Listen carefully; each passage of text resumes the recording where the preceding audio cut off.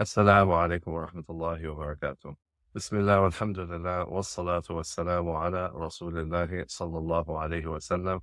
Eid Mubarak to my dear brothers and sisters from all around the world.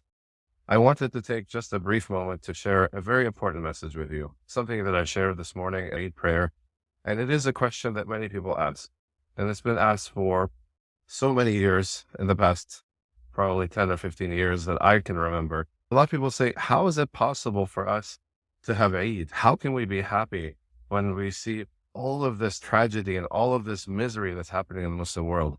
From what's happening in Gaza to the calamity that's happening right now in Sudan that many people are not aware of, what's happening to the Uyghurs in China that's been happening to them for so many years, how can we have Eid? How can we be happy?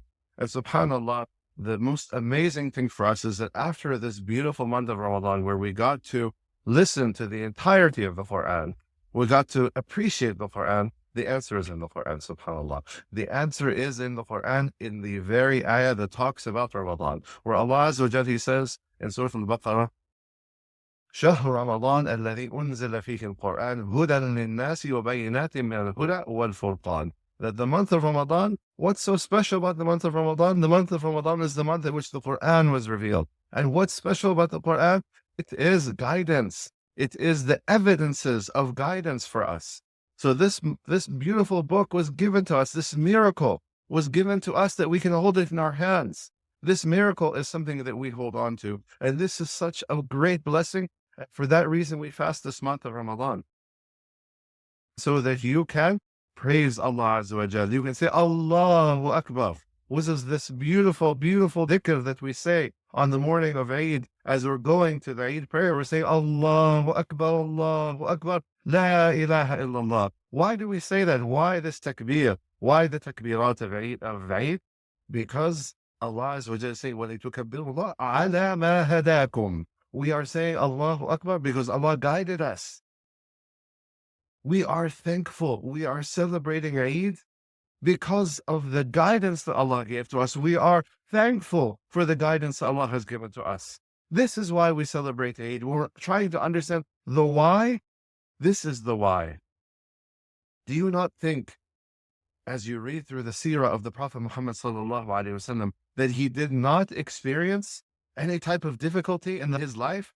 SubhanAllah, the Prophet ﷺ, his entire time as a prophet was filled with tragedy, filled with challenges, filled with difficulties. What father has to bury 3 of his 4 daughters?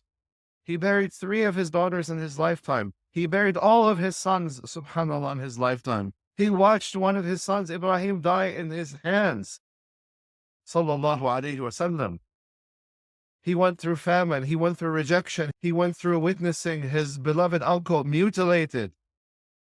He went through seeing so many of his beloved companions killed in battles.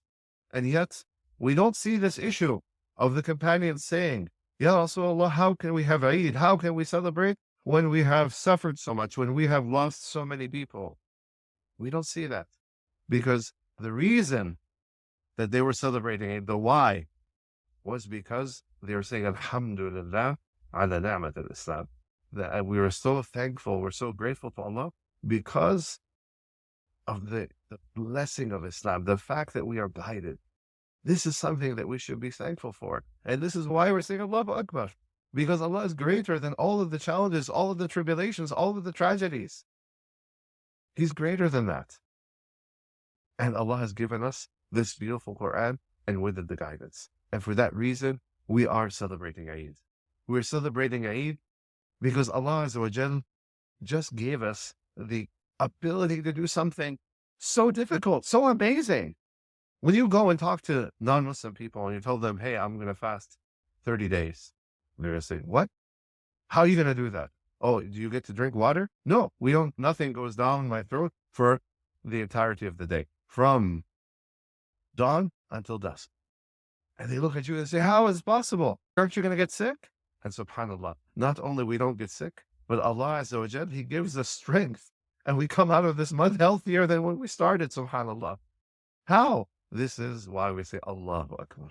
Allah is greater than these ideas that we have in our minds. How do we survive these difficulties, this challenge of the fasting?